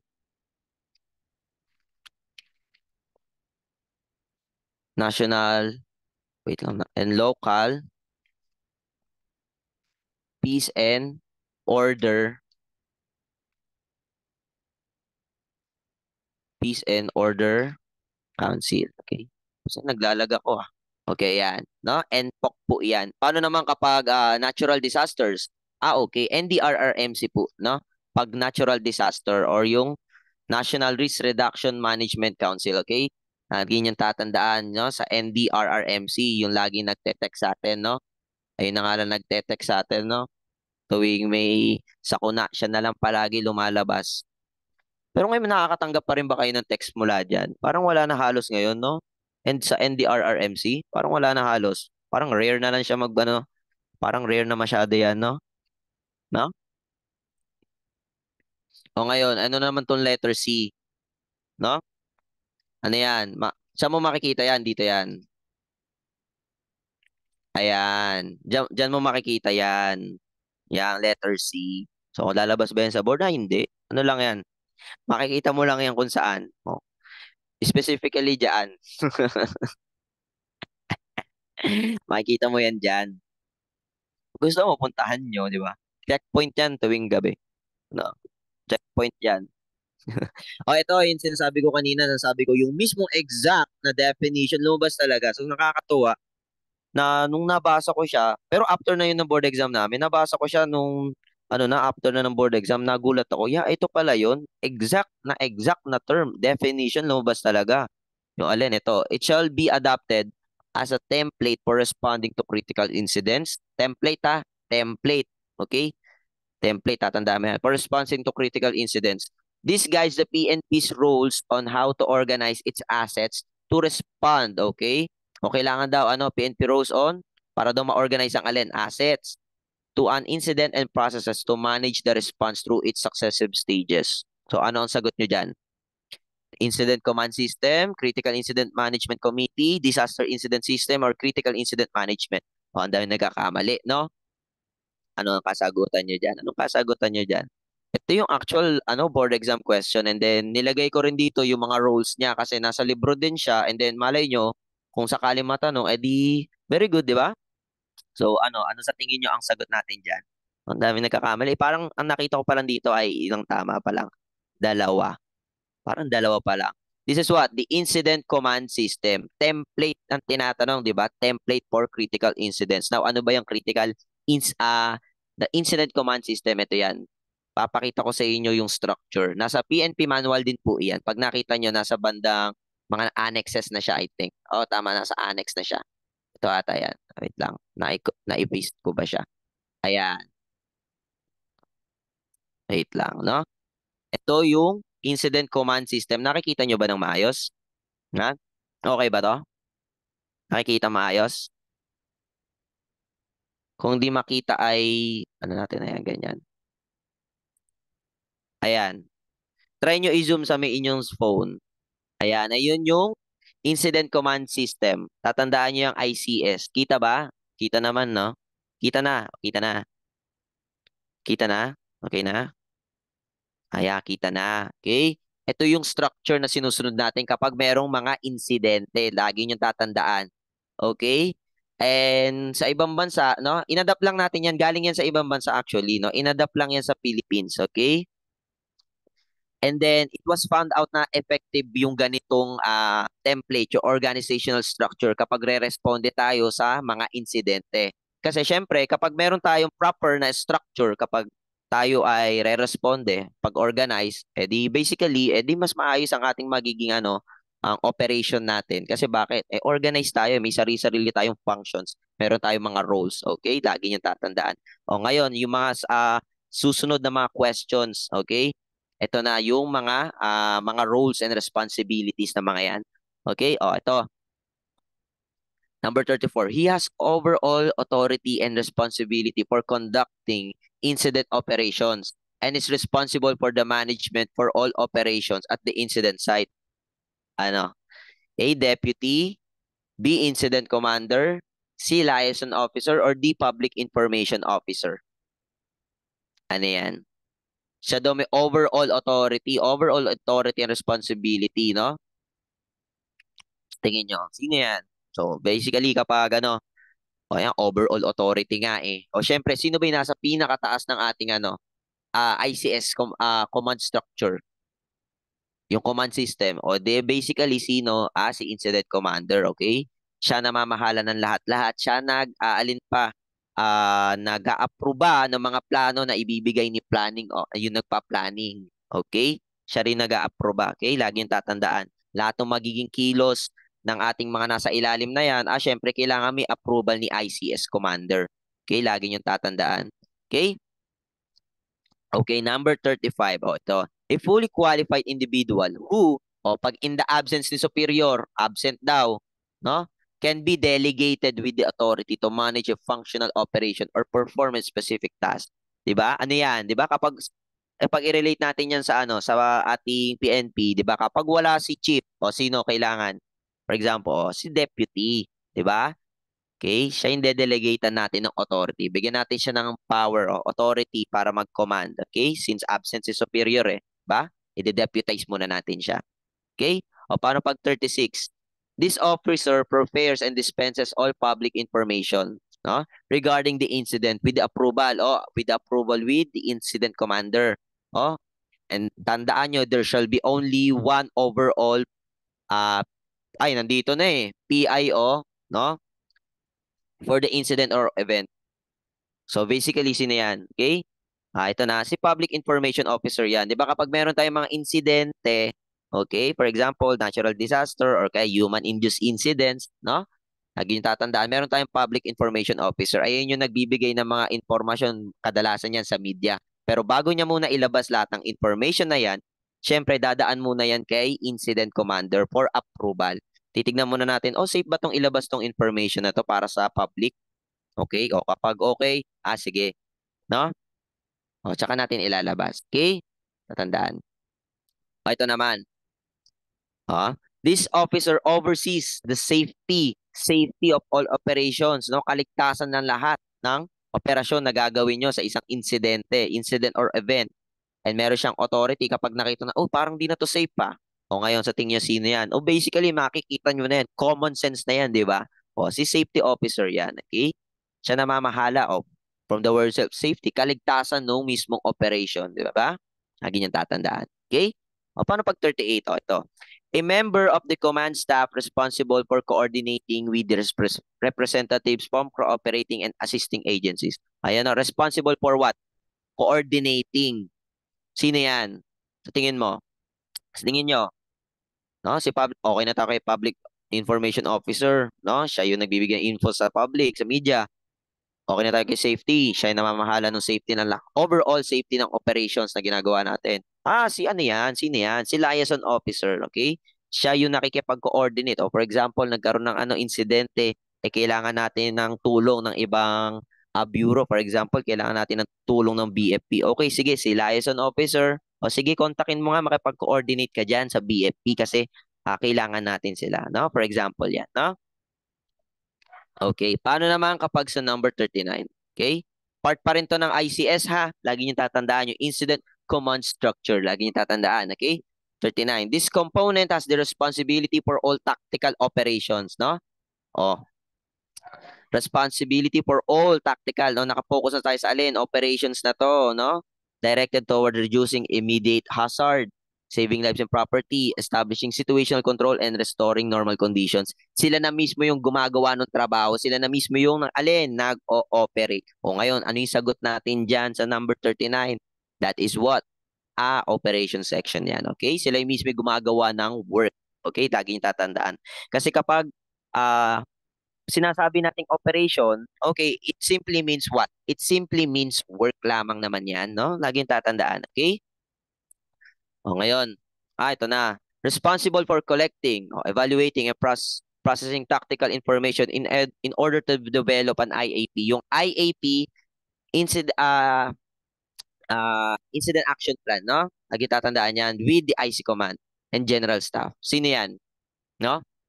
Sino yan? Gumagawa ng ano? Sino yan? Gumagawa ng alin? Plano lang naman yan. Okay? So basically, si planning section. Okay? Lagi yan with the approval ni IC ha kasi pine-present niya yan. Oh, sir, ito po yung plano namin para sa isang certain na incidenting ito. Siyempre, idadaan mo muna yan kay incident commander. Di naman po pwede, oh, ito yung plano. Ibigay ko na sa operations agad. Hindi pwede ha. Kailangan dadaan lagi yan kay incident commander. Okay? Ito naman, madali lang din. Responsible for meeting all support needs for incident. Support needs. Tapos tignan nyo to. Food service, facilities, supplies, communication equipment. 'Di ba? Alam na alam nyo yan. Even sa mga offices, alam na alam nyo yan. Anong section yan? Yung nagpo-provide ng ganyan. Service, transportation, supplies. No? Basic na basic para sa inyo yan. Yan ang alin. That is, logistics yan. Okay? Logistics po yan. Mga transportation supplies, okay? Logistics yan. Logistics section yan. Laging tatandaan. Okay? Ito. Almost sunod-sunod lang, no? Para lang malaman natin yung roles and responsibilities ng each, no? Pag 42, siya responsible for saan? Nakalagay na dyan, no? Finance. Ano pa? Administrative support service, processing ng payroll. Okay, reimbursement ng mga nagastos. Focus lahat saan? Financial matters. No? Regarding the incident na nangyari. Ano yan? Anong section po yan? So, basically, anong section yan? That is only what? Itong finance or administrative section. Okay? Napaka-basic na sa inyo yan. Ito. Madali ito. Ito yung kanina nakadugtong sa ano. Tignan nyo. Sino ba yung nakadugtong kanina doon? Yung merong hindi, yung putol-putol na ano. Ayan, sino yung nagkadugtong na yan? Ito. Ayan. Sino yung parang putol-putol yung linya dyan, di ba? Si negotiation team. Okay? Ngayon, ano yung katanungan natin? Basically, binigay ko na, ano? Negotiation or intelligence pala. Intelligence pwede rin pala. Intelligence pala, I'm so sorry. Intelligence pala, okay. Number 43, nasagot ko na. 43, can be its own section, especially in police incidents, no? An officer assigned to command or an officer within each section, no? Ang function niya alin? Nandito na, internal information, no? Intelligence, no? Okay? So basically, nandyan na rin eh. Common sense na lang din, right? So ang sagot natin dyan is letter A, intelligence section. Okay, let's proceed. Ito na. Okay, ito. In terms of natural disaster, the natural disaster incident, the PNP shall act as what? Act as what? The PNP shall act as support unit lang ba siya ng Local Disaster Risk Reduction and Management Council? O liaison agency for coordination? Nakikipag-coordinate lamang ba siya? Or public info lang ba siya? So basically kanina 'di ba sinabi natin na yung PNP shall act as a forefront during no mga situations, yung mga crisis incident situations na yan. So basically ang sagot natin diyan is alpha. Okay, laging tatandaan. Okay? Ngayon ito na, no? I think lumabas nga ito sa amin nung board exam. Ngayon ko lang din naalala. Itong mga to, yung basahin muna natin, no? Ito. Number 45. When two or more district, nakafocus tayo, two or more district are affected by a natural disaster, who shall have the authority to activate the Disaster Incident Management Task Group? Distrito ha. Distrito po ang ating tinatanong. Ngayon, anong sagot natin dyan? Two or more district. District na yung tinatanong ha. Two or more district. Okay? Ano? Two or more district daw. That is regional level. Okay? Paano kapag municipal or city or municipal level? Sino?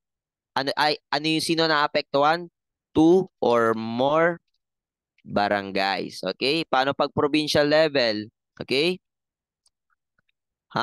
Two or more municipalities. Okay? Municipalities. Paano pag regional? Ito na, yung two or more district. O, lagay na rin natin. Ha? Two or more districts. Okay? Districts. Paano pag national? Common sense yan pag national, no? Two or more provinces or cities. Okay, lagi niyong tatandaan na. Okay? Okay tayo dyan when it comes to your number 45. Okay tayo dyan. Okay, let's proceed. O ngayon, ito na. No? Ito rin, actually, lumabas ito nung board exam namin, yung mga paces. No? Ngayon ko lang din naalala. So, that is very cool din na lumabas siya kahit pa paano. No? So, nakakatuwa na nakasagot naman tayo maayos dito. O ngayon, ito. What pace is designed to predict or prevent the probability of occurrence of crisis at the same time, prepare to handle them when such occur? O, anong pace daw tayo dyan? Anong pace iyan? Anong pace? Pace 3? Anong pace yan? Anong kasagutan ninyo? That is actually what? Letter? But letter D? Letter B po yan, proactive pace. Okay, ngayon discuss natin yung 5 P's tsaka yung 3 paces. Okay? Under the PNP manual, no? Tsaka yung memo. Okay? Ito, discuss natin. Okay? O, yung 5 P's of crisis management model. No? Nasa PNP manual yan. Tatandaan nyo itong pro-repo. Pag pro, okay, proactive pace. Okay? Pag reactive pace. Paano pag po? Post-action pace. Ay, post-conflict pace. Okay? Lagi nyo tatandaan yan. Pro-repo. Lagay nyo pro-repo. Okay? O ngayon, under the proactive phase, ito na yung kanina, di ba? Ito na yung kanina. Under the proactive phase, no? Nakalagay, designed to predict or prevent the occurrences of crisis. For example, natural disasters. O, ngayon, meron tayong ginagawang prediction. Okay, di ba meron tayo sa may yung sa may bagyo natin, pinapredict natin palagi na, yung mga low pressure areas, lagi natin pinapredict na kung mabubuo ba siya bilang isang typhoon, super typhoon, or cyclone, di ba? Ayun, pwede siya, pasok siya as predict. Paano pag-prevent? Okay, since merong bagyo pala na papasok, sige, prevent na natin yung mga kalsada natin, yung mga kanal natin, ayusin na natin, no? Ayusin na natin yung mga dadaluyan ng tubig para in case na dumating yan, okay, di ba? O prepare, ayun na rin yung readiness of system. Okay? O ihanda na natin lahat ng mga kagamitan natin. O for example, para pag dumating yung bagyo na yan, at least meron na tayong kagamitan para kapag dumating tayo dito sa reactive phase, pwede na nating ma-perform yan, no? Yung mismong preparation natin, ma-perform na natin. O kunwari, dumating na yung yung bagyo na yan. O siyempre, dahil nakapag-prepare tayo, meron tayong mga lifeboats, okay? Marami tayong lifeboats, o kung sakaling lumubog man yung mga kabahayan dyan, maliligtas natin sila kasi nakapag-prepare tayo. Okay? Ngayon, tapos na yung bagyo, for example, nandito na tayo sa post-conflict phase, no? Focus niyan alin, yung recovery, no? 'Di ba? Tapos na naman na yung bagyo. Tingnan natin ano ba nangyari, sino ba yung mga nakaligtas, may mga naligtas ba, may mga properties ba na pwede pa nating ma-recover, no? Sa post-action, tatandaan nyo, no? Ine-evaluate natin yung alin. Yung simula sa alin, sa 1 to 4 natin. So, for example, nag-work ba yung ating naging prediction? Na-predict ba natin ng maayos?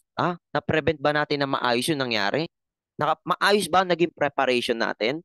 And nakapag-perform ba tayo ng maayos nung bumagyo? Therefore, kung sakaling nandito na tayo sa post-action and then nakita natin, ay, hindi pala maayos yung from 1 to 4 natin, from prediction to performance, hindi pala maayos. Therefore, ano sa tingin mo mangyayari? Syempre, aayusin na natin yung next time, no? matututo na tayo sa pagkakamali natin. Therefore, aayusin na natin yung pagpe-predict, pagpe-prevent, pagpe-prepare at pagpe-perform para in case na may mangyari ulit na insidente, natural disaster, o at least handa tayo. Okay? Hindi na natin maulit yung mga pagkakamali natin before. Okay? Laging tatandaan lahat ng pagkakamali. Okay? Lagi nating aayusin, no? Okay? Okay tayo dyan? Okay? Laging tatandaan yung pro-repo, no? Laging yung tatandaan ito para mabilis. Pro-repo, proactive, reactive, and post-conflict phase. Okay? Pro-repo. Okay? Laging tatandaan ang pro-repo. Don't worry, isasend ko to, no? Isasend naman itong aking file, no? Huwag kayong mag-alala. You'll be fine, no? Huwag kayong mag-alala. O, ito, 47. In case of bomb explosion, kaya sumabog na ha, explosion, no? As the first responder, ano daw ang gagawin mo upon arrival sa scene? Ano daw ang gagawin mo? Dumating ka daw. Anong gagawin mo? This according to the PNP manual. Okay? May sumabog na bomba. Gagawin mo ay letter C. Cordon the area na. Okay? At least 150 meters from the location of the explosion. Cordon mo na. Okay? Paano pag letter D, no? O, ito. Gagawin mo lang yan kapag meron ka ng, ay, ba't ganito? Okay, ganito na lang. Ba't gano'n na nangyayari? Ayan. Lagay ko na nga lang ito.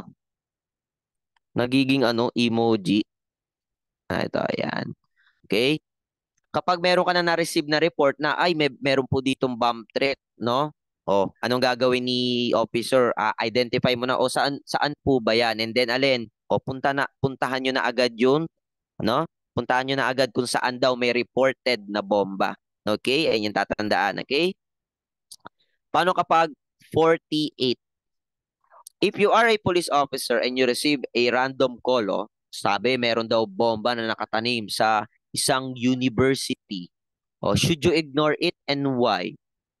A, no. B, yes, because that is not part of my job. Kasi may special unit naman dyan eh. Or C, no, because all threats shall be treated as serious.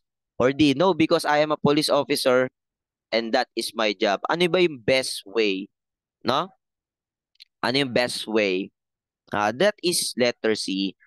Lagi yung tatandaan, lahat ng bomb threats, okay? No, lahat ng mga threats na yan, always treat it as serious, no? Okay, kahit joke-joke lang yan na tawag, lagi yung tatandaan, kailangan i-treat yan as serious. Alam nyo naman ang bombahan, di ba? Di ba? Delikado yan. Lalo sa airport. Nako, wag kayong magsasabi ng doon ng boom, no? Boom, ganyan. Boogs, wag kayong magsasabi niyan sa airport, yari kayo. Okay? Ito, madali ito. Gas-gas na to for sure. What is the cardinal rule in negotiation? Dali niyan. A ba, 5 Ws and 1 H? B, do not unto others what you would want others to do unto you. C, commanders should not negotiate, negotiators should not command. Or D, those shall not teach how to doggy. Pag sinagot nyo yung D, very good. No? Those shall not teach how to doggy. Very good. May sumagot talaga ng D eh. Sumunod talaga, no? That is actually C. Bakit? Bakit hindi kailangan si commander ay nag-negotiate and si negotiator ay wag mag-command, no? Magkakaroon tayo ng conflict of interest diyan, okay? Magulo 'yan, mahirap 'yan. Okay? Okay, number 50. It is when the hostage express adulation and have a positive feeling towards their captors. Positive feelings sa kanya, yung nango-hostage sa kanya, no? That appear irrational light of the danger or risk endured by the victim. Stockholm Syndrome ba yan? Lima Syndrome? Ligma Balls? Or London Syndrome? Ano yan? That is Stockholm Syndrome yan. Okay? Laging tatandaan kapag si captors, parang nagkaroon na siya ng leniency sa kanyang ay di si yung hinostage, okay, nagkaroon ng positive feeling sa hostage taker. That is what? Stockholm Syndrome yan. Paano pag lima? Paano pag lima, no? No? Si captors towards their hostage, okay? Lagi yung tatandaan. Captors towards their hostage, no? Si hostage taker, naawa, for example, naawa na kay hostage niya, no? Okay? Tawag doon Lima syndrome na yan, no? Nagkaroon na siya ng positive feeling sa kanyang hostage. Okay? Paano naman pag London syndrome? Ito yung ayaw talaga nila sa isa't isa, no? Ayaw sa isa't isa. Iwan ko sa iyo. 'Di ba? Ayan. Ayaw nila sa isa't isa, no? So basically, negative feelings towards each other, no? No, okay? Lagi niyong tandaan. Okay? London syndrome. Ito. Dito na tayo sa may mga rallies. Punta tayo dito kasi I think nasa inyong TOS din ito. To ensure public safety, a CDM contingent under the command of a police commission officer shall be detailed and stationed at least how many meters where the public assembly is being held. Gano'n daw kailangan kalayo yung alin? Yung CDM contingent. Gano'n kalayo daw? Gano'n kalayo dapat sila? That is letter C. Okay, 100 meters. So, actually, kung nakikita nyo dyan sa Espanya, di ba lagi may nagrarally dyan? So, nakikita nyo ba minsan? Kasi sa shops doon, pag minsan makikita nyo may nakaharang na na dito, ano ba yon? Mobile at ayon, tapos mga malalaking truck, inaharangan yung buong Espanya, then meron tayong mga kapulisan doon. Diba? Kung nagagawi kayo doon sa banda doon, and then lagi nyo nakikita, ayun, makikita nyo yung primary example. No? Okay? Ayun, real life situation yun. May apply mo yung mga natutunan mo talaga, no? Ito pala yung pag-aaralan namin sa libro, okay? Ngayon, focus tayo sa number 52. In situations requiring the use of batons o truncheons, where do you target the body of the protesters? So, for example, nagkaroon na talaga ng aggression no? Yung nagkaroon na ng aggression, saan mo ngayon papatamaan? Saan mo hahampasin? For example, sa ulo ba? Sa muka? Sa neck, shoulder blades, ankles, knees, reproductive organs? Talaga ba? Hahampasin mo sa reproductive organs? C, arms, torso, legs, and thighs? Or D, sa mukha lang, papatama mo sa mukha ganyan. Nagrarally ka ha? Mukha mo. Hampas agad sa mukha. Saan natin patatamaan kapag wala na, talaga may aggression na talaga nangyayari, and then dahil pasok naman sa force continuum, for example, na-require na yung paggamit ng baton talaga, saan natin hahampasin kung sakali? Saan nyo hahampasin yan? Sa arms, torso, or legs. Ay, nakalagay na pala dito. Saan? Hahampasin mo sa fleshy parts, no? Sa mga malalamang bahagi ng katawan. And tatandaan nyo tong letter A, no? Strictly avoid, okay? Strictly avoid to, no?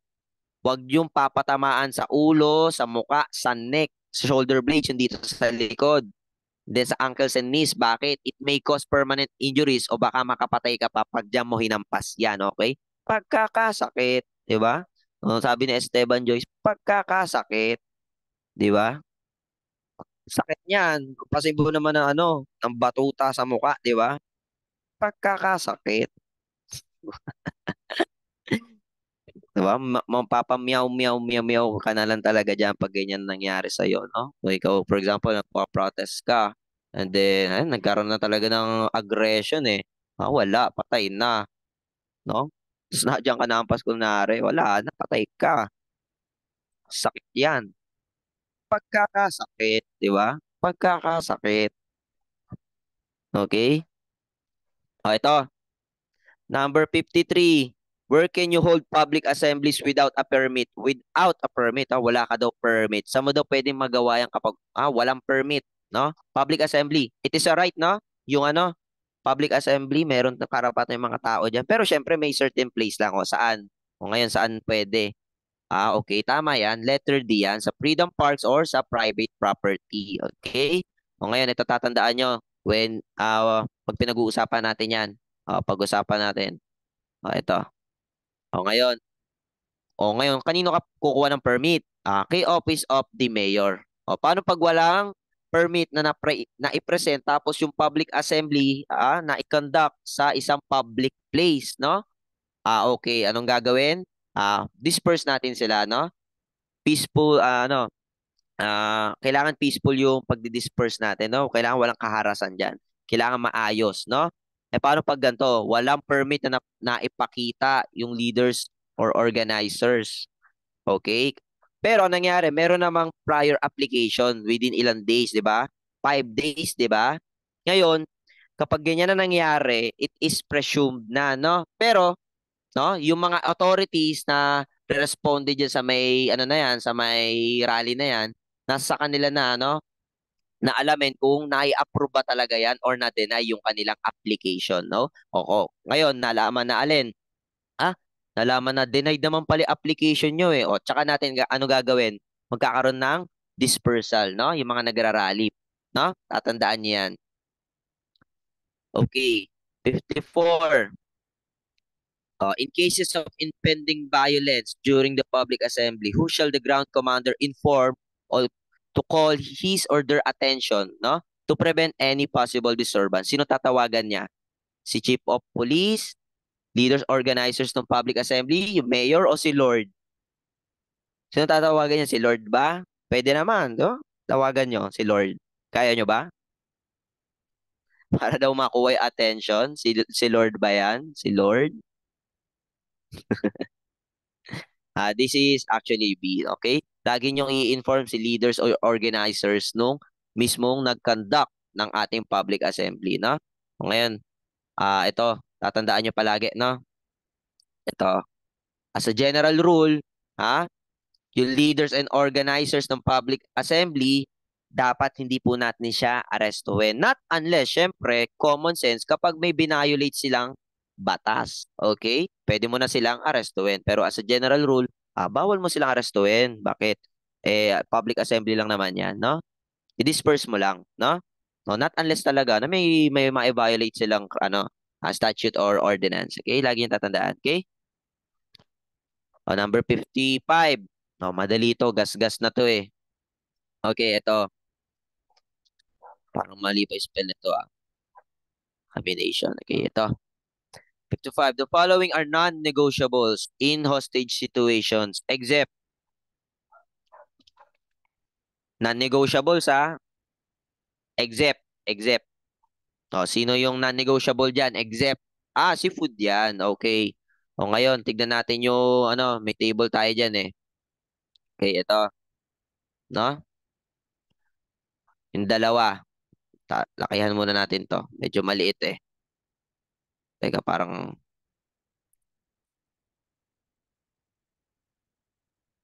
yan, merge natin, formatting. Okay? Zoom ko na lang para makita. Okay? Ayan. 'Di ba? Tatandaan nyo, ito yung mga types ng negotiables. So, pwede pagkain, tubig, sigarilyo, or media coverage. Natatandaan nyo pa yung, yung security guard yung may hawak ata na grenade noon, last time? Natatandaan nyo pa yung security guard na yun? Yung naabuso kasi siya, natatandaan nyo pa siya? Yung meron siyang grenade na hawak, hindi, ang daming umano sa kanya, 'di ba? So, kawawa din, no? Wala eh.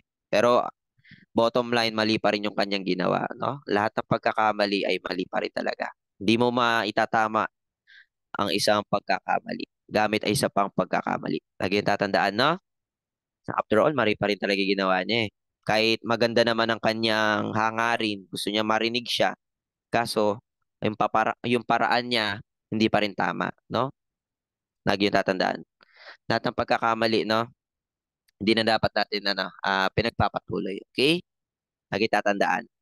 Ngayon, basically ito lang naman pag non-negotiables, anything that would endanger, yung isang hostage negotiation or yung ating mga katauhan sa paligid nung nangyayaring hostage situation ay bawal yan. Okay, lagi niyo tatandaan, no?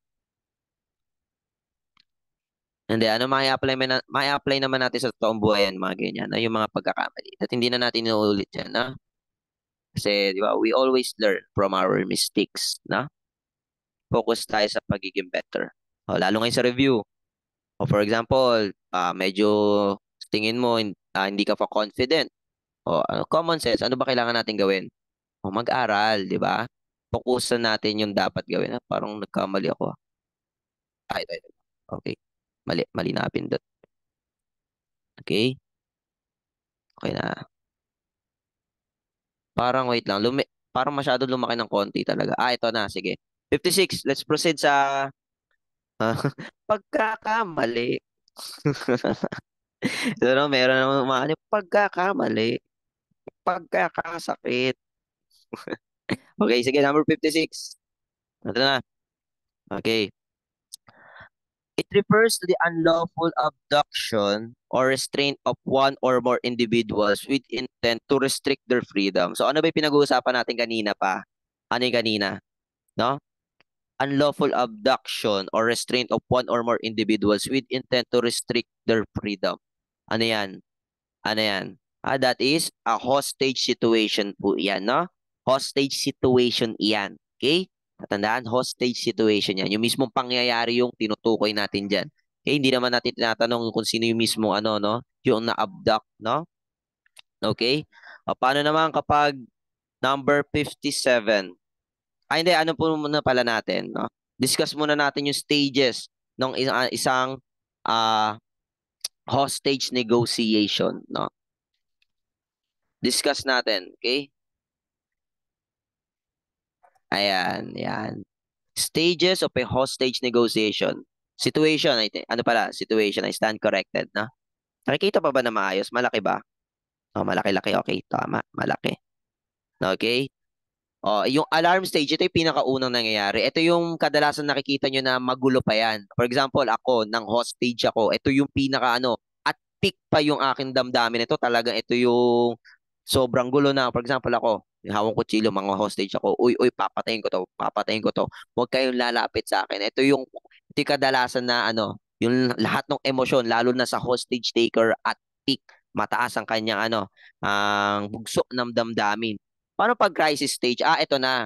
Dito na tayo nagkakaroon ng alin, yung negotiation between the hostage taker and then yung negotiator, no? Ito na yung mismong ano, nakikipag-dialogue na sila, nagkakipagpalitan na sila ng demands. Oh, for example, ako, oy, gusto ko ano, pakawalan niyo yung asawa ko diyan, no? No? Kundi papatayin ko to. Ito na yung crisis stage, okay? Nakikipag-negotiate na yung negotiator.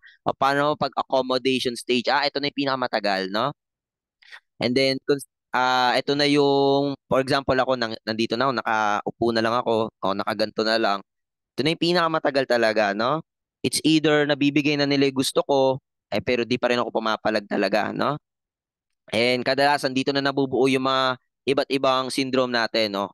Katulad ng Stockholm Syndrome. 'Di ba kanina yung Stockholm Syndrome, yung captors, no, yung mismong na hostage, nagkaroon ng positive feeling sa hostage taker.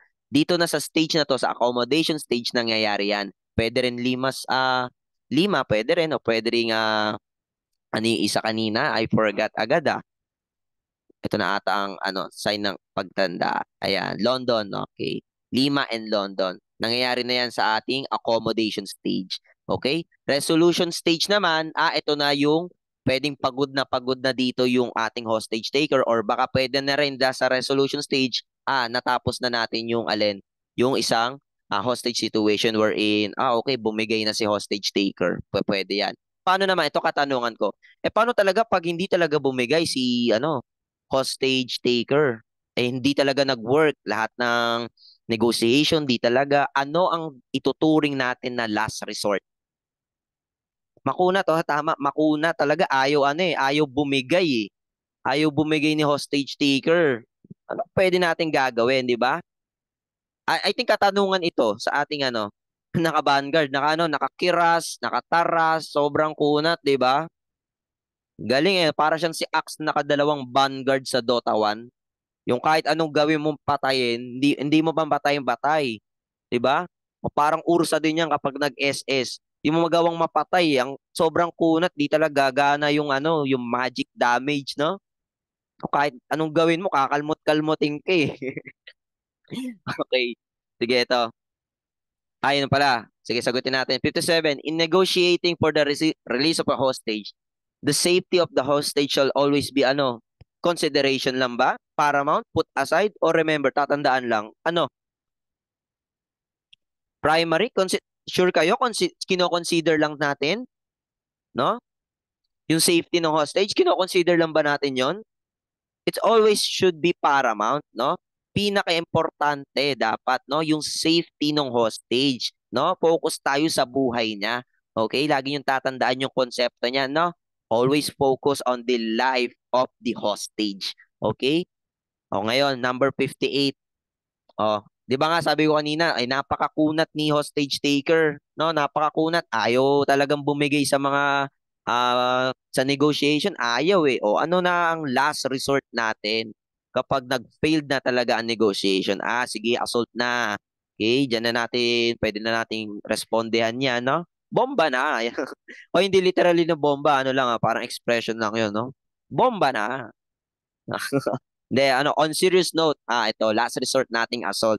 Ngayon, kunat ayaw talaga pumalag ni ano hostage taker, ayaw mong bumigay, di assault na. Wala, you, you leave us no choice. O kaya, assault na ibibigay namin sa iyo. Ha?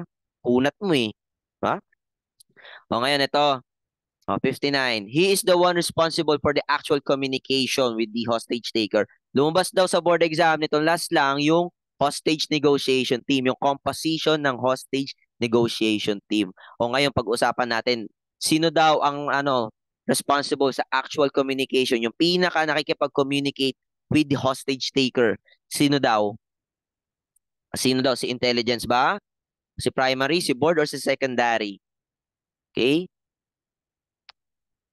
Si primary yan. Okay, laging tatandaan si primary negotiator yan. Paano pag number 60 ito? Mm, I'm so sorry, binibigay na naman. Kaka-coffee ito eh. Kasi kanina pa talaga ako umaga nagtuturo, no? Sa undergrad. So, nakakapagod. So, kung gusto nyo mag-academe, pag-isip-isipan nyo rin, no? Kung gusto nyo rin naman, kasi masaya naman. Nakapag-impart knowledge, you will grow din talaga. Kaso, yun nga, nakakapagod din. Sige, nasa sidetrack na naman. Sige, balik tayo sa 660. The one responsible for interviewing individuals associated with the hostage taker. Sino yan? No? Sino daw yan? Yung meron daw associated daw sa hostage taker, yung may kakilala sa hostage taker. Sino daw yung niya namamahala diyan? O basically, 'di ba pag intel, okay. Kumukuha tayo ng information about the hostage taker. So basically, this is alpha, okay? Ngayon pag-usapan natin yung iba pang member ng ating hostage negotiation team. Okay? Pag-usapan natin 'yan before we end, no?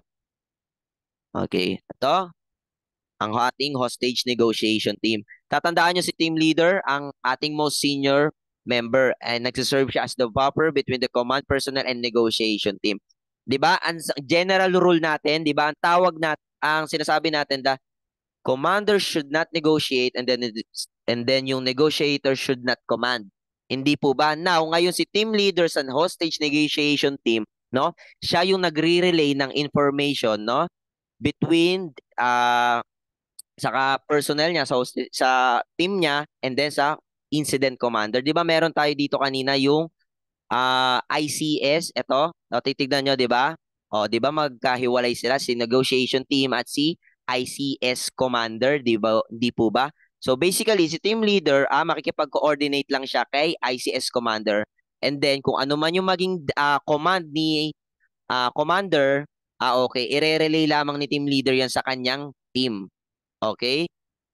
O ngayon, dito tayo sa may, sino pa yung natira? Si primary negotiator, nasagot na natin yan. Siya yung talagang actually na nakikipag-usap sa sa hostage taker. Siya mismo yung nakikipag-usap. Ngayon, si secondary negotiator naman, ini-ensure niya lang na tama lahat yung dumadating na information kay primary, no?